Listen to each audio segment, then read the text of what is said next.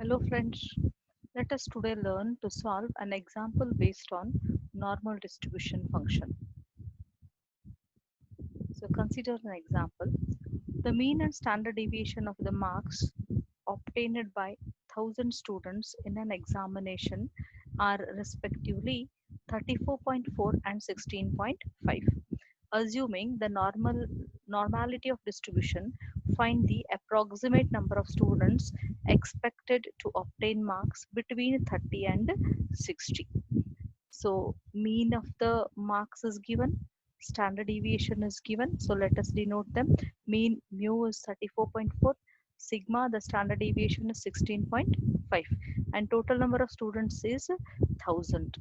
Also, they ask the probability that the marks obtained by the students will be lying between 30 to 60 marks.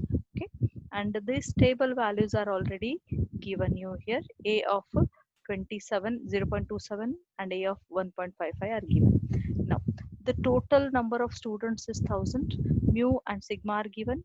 Now what we want is probability that the marks distributed will be between 30 and 60. The marks, how many students will be taking marks between 30 and 60.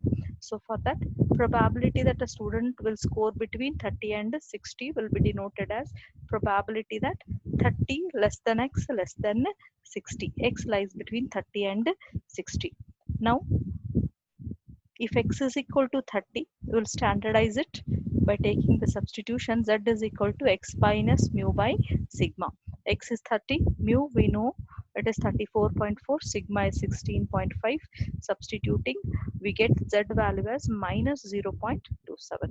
Further, for x is equal to 60, we get z is equal to 1.55. Now we have obtained the values of z for the values of given x. Now, thus, probability that x lies between 30 and 60 is same as probability that z lies between minus 0.27 to 1.55.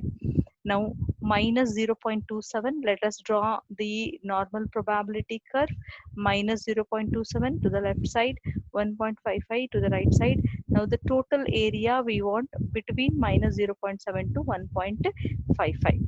Now already they have given one A of 0.27 and A of 1.55. Now Z lying between these two values means since it is in the negative quadrant, instead of taking Z lying between minus 0.27 to 0, we can also take it as Z lying between 0 to 0.27 because the area to the left or to the right both are same. Hence, we'll write this as A of 0.27. Now, the other remaining part of the area, it is Z lying between 0 to 1.55. Z lying between minus 0.27 to 0 will split.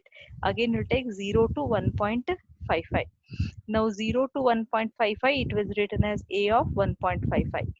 Minus 0.27 to 0, it will be same as 0 to 0.27. So it is written as A of 0.27. Now these given values, substitute them both and add, you'll get 0.5458. That is the probability that one student will score between 30 and 60 marks.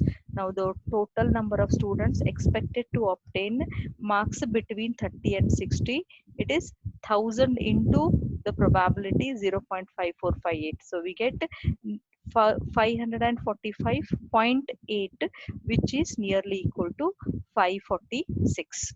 So 546 students are expected to obtain marks between 30 and 60. Thank you.